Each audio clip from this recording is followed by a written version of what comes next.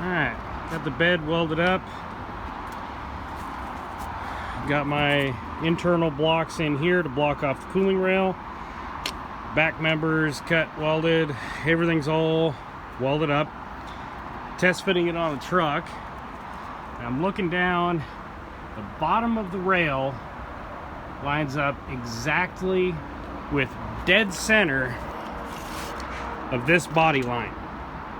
Should probably look at where the camera is, and yeah. Anyways, so it lines up right there, which is perfect. Every picture I've seen of a second gen with a flatbed, it either lines up centered in this body line or on the top edge.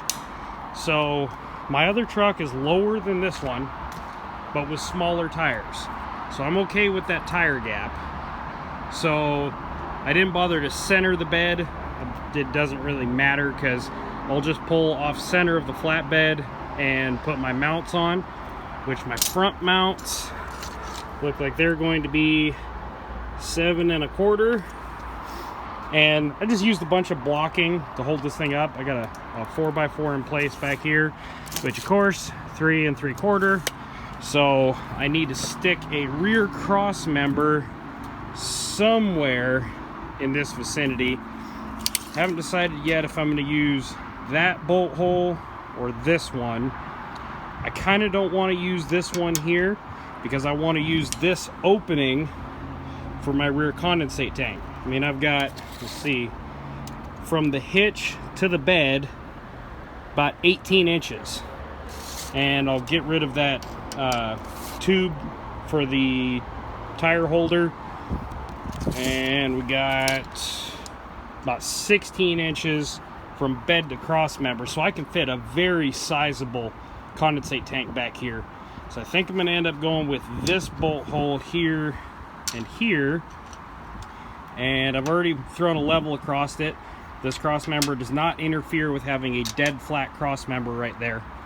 So I'm gonna have to decide exactly how far off of the cab the bed will be, and then pull measurement from there to this bolt hole, and that will tell me exactly where I need to place the cross member on the bed, and then build my front mounts. Then when the bed comes back out here, I can actually bolt it down, because what I'm gonna do up front, I'm gonna take another piece of this tubing. It's actually sitting right there. I'm gonna weld it vertically down, cap the bottom of it with a bolt hanging out. The bolt will be welded in inside of that tube so that it drops through the frame rail, nut on the bottom, both sides. And then rear cross member, I might just build the cross member a little bit forward or back, and then have a piece of angle iron coming over and a stud going through that, welded in, drops through the bolt hole and nut on the bottom. That's only 4 mounts, which obviously isn't enough to tow with, but it's enough to get the bed mounted so I can start fitting the gasifier, designing the headboard / cooling rack. I can set my hopper height. I can start building the back tank. I can get all the gasifier components built onto the bed, installed, get the bed installed, and then see where I've got room to add additional cross members that I will want later for when I have the hitch. This cross member won't be any problem because it's almost 2 feet back of center line on the axle. So I'll probably have to add another cross member at this bolt hole, and I'll probably have to make a mount somewhere about here where the frame drops off, because those two are in an even plane, and then the hitch box can go in between, centered over the axle where it needs to go. So there's the first test fit. It's really stinking hot out here. Now I've got some measurements. I'll have to, like I said, I'll figure out how far off the cab I'll be. Then I can place the rear cross member, I can build the front mounts, and then we'll pull this back out and install it again. Okay, now the lower drum is sitting on it. Now I have to take into account, because I use blocking to hold the bed up, I've got an additional 3 inches here. Well, it's a 2x3, but 3 1/4. So the lower drum is sitting 3 1/4 inches taller than it is intended to. Now, one of the reasons I kind of guesstimated this, but where I cut on the lower drum and spliced it back together, I was hoping that this rib would not cause me any interference like you see right here on the rail. It's just at the bottom of the rail right now. But because of that block that's underneath of it, it's going to drop down 3 1/4 inches. These ribs are 1/2 inch raised out from the barrel. So when this barrel drops down 3 1/4, my flatbed rail here and here will be sitting in the flat part of the field on the drum. The ribs won't be an interference. So if the drum drops 3 1/4 and I'm sitting on the flat, I currently have a 1/2 inch of flat of space in between the rail and the bed, and I accounted for over here for it to be 1/4 inch. I also haven't removed the bolts out of the frame rail that I showed you guys before, so the heads of those bolts are sticking out just a little bit. When those bolts are gone and the barrel is dropped down and the barrel is pushed in up against the frame, there will be 1/4 inch clearance between frame and barrel there. There will be 1/4 inch clearance between barrel and bed frame here, and there will be 1/4 inch clearance between barrel and bed frame here. Right now I've got some 5/8 boards, 5/8 thick, as my spacer. Because the barrel's going to drop, I'm going to gain an extra 1/2 inch.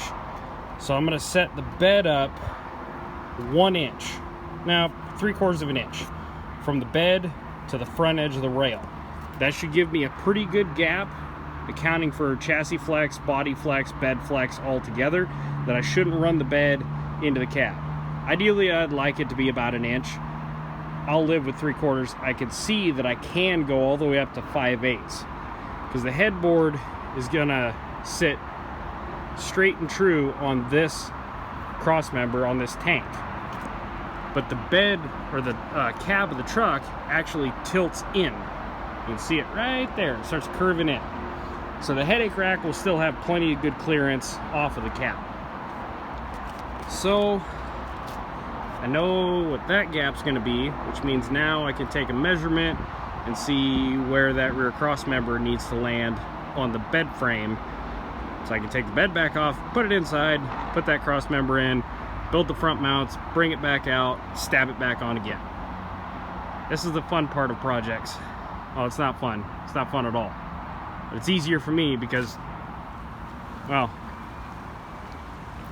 I got forklifts that I can use to move around 200-pound flatbed projects. Okay, that's the next thing. One other thing before I pull the bed off and go make mounts. Check this out. Look at all that room for a condensate tank. You see, I got